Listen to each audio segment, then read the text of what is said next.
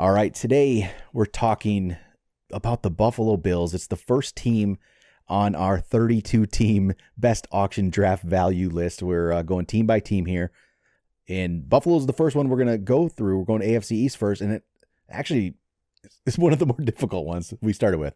But what we're looking for here is who has the best auction draft value on each team. So, Buffalo, where are we going? They've changed some things around. No more Stephon Diggs. You could go a million different ways. Josh Allen's great, but the receivers are interesting. You got a rookie. You got a second year tight end now. Is that what Kincaid is? Yep. So you got some stuff like that. You got a bunch of stuff you could go through. You could make cases for a bunch of guys. But I'll just go right away. I think who the best value is on this team in auctions for 2024 is going to be Dalton Kincaid. I truly believe that he's about just over $4 right now in auction, which is about the 8th ranked tight end. But $4 for a guy who could be the guy that Josh Allen looks for. The other receivers, it's Keon Coleman, it's Khalil Shakur, it's Curtis Samuel's on the team now. Dawson Knox is tight end number 2. I think Kincaid could be that guy. And $4, it's well worth it. I always like to try to find that value at tight end every year. Last year, you got some good value if you went for Laporta, but Laporta's going to go for more money this year. He's not going to have the same value. Actually, Laporta's $26, so geez.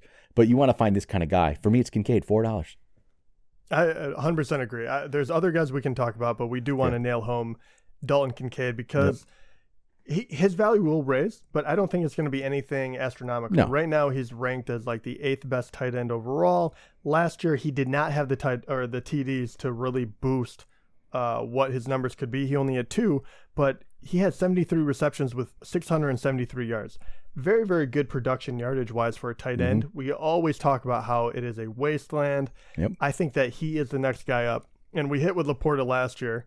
I think this guy is the one that's going to break out because even if he's able to get to 5 touchdowns, which I do think that his ceiling is going to be double digits, that is what you're looking for. And he could easily get 100 targets on this team now that Stephon Diggs is gone. Yep. There are other possibilities talking about him. He's the one that I want to look at because I think he's going to be a value. But if we're saying he's a value, it means what does that mean for the other wide receivers? There will be value in those other receivers. To me, it's hard to pinpoint where it's going to come from exactly. I mean, everyone's going to go through Keon Coleman, right? The rookie. You would think he should be good, but it's hard to say. We've seen a lot of rookies not do anything at receiver, so he's right now just under like $2 in auction. I think that goes up. I think it goes up as it goes on. He's still only like the 5th receiver though on the ranks, or 5th rookie receiver. So maybe it doesn't, but he has the most opportunity of most of them. So I can see him going up if he stays in that low value, the low number. He is a value just because you take the chance, and we'll talk about that as we get towards the season. But if he's in that kind of price range, I'm gonna throw him on the end of my bench. Yeah. But he's no sure thing. He's a question mark. And 100%. And I think look, he is right now. He's like in the 40s as far as wide receivers, and he's finding himself to possibly be the wide receiver number 1. He's on the outside. Curtis Samuel is playing the outside as well. He's a veteran, but we know what he is. Yeah. Keon Coleman is going to be the athlete. He is going to be the guy that has the ability to go out and get there. I think he's going to be up and down, but if he doesn't get pole vaulted in the top 30, I think that he is going to be valuable. He will. Which brings us to Curtis Samuel. Are you excited about him at all? No. He's just going to take away. He's going to take away from people. And then your guy in the slot, Khalil Shakur. He's interesting. He had a much better second year, and there's a lot. I think there'll be some talk about, he's a breakout candidate, and he very well might be. He's a guy I wouldn't mind throwing on the end of the bench too. He's not going to get up there in price, but this is he's just a shot in the dark for me because I don't think he's not the guy on a team. That's the difference. Keon Coleman might be that, but I'm interested in him. I think he's going to definitely have value weeks. He's going to be a guy who at some point we're going to see on our waiver wire lists, that kind of thing. But I think Kincaid to me is the best value. Keon Coleman could be the next. And to be honest, Josh Allen might even just be the best value. Yeah, and we might as well talk about him because he is the name everyone knows. Yeah. He obviously does well for you every time you get out there. Yeah. The question mark here is Josh Allen. He makes up a lot of it with his feet, with the rushing touchdowns. But every time, once again, you get a little bit older as a QB, you're trying to save yourself, right? Yep. For him, to me, it's all going to depend on what happens with the QB market this year in fantasy. And I think it actually might come down a little bit off the top prices because there's more guys. Well, more guys, and also, as much as we think Kincaid is value and we think maybe Keon Coleman, you look at his wide receivers compared to the other guys that are going to be up there as far as their QB market, and you say, man, he doesn't have a whole lot of weapons to work with comparatively. So you're kind of like, okay, that's going to go down because of the amount of touchdowns you can throw. He can run the ball, but how much you bank on that? So and all of a sudden, it turns into, okay, he could be the fourth QB. Mm-hmm.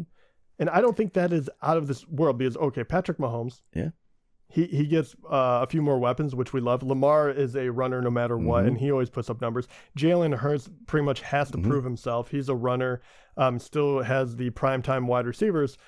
So why wouldn't, it all depends on your preference. And I think Josh Allen, that top tier, very close. Where last year, I do think that Josh Allen stood above. He won me a fantasy title. And he was wonderful. And that's why I do think that value maybe not the word, but I think you can get him at cost. Yep.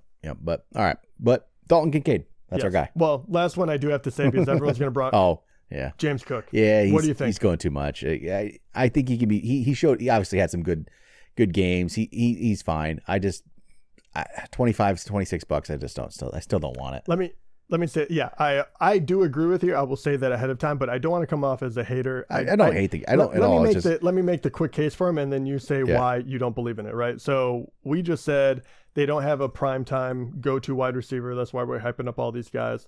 You want to possibly save Josh Allen's legs and his body, so maybe you try not to run him as much, even though I think he will. And then you have an up-and-coming athletic running back that can also catch it out of the backfield. Why wouldn't he get more receptions? Why wouldn't he get more carries? He might, but currently he is the number 16th ranked football running back, and he's going for $20-some already. Why would you not take a shot at him? He needs more touchdowns.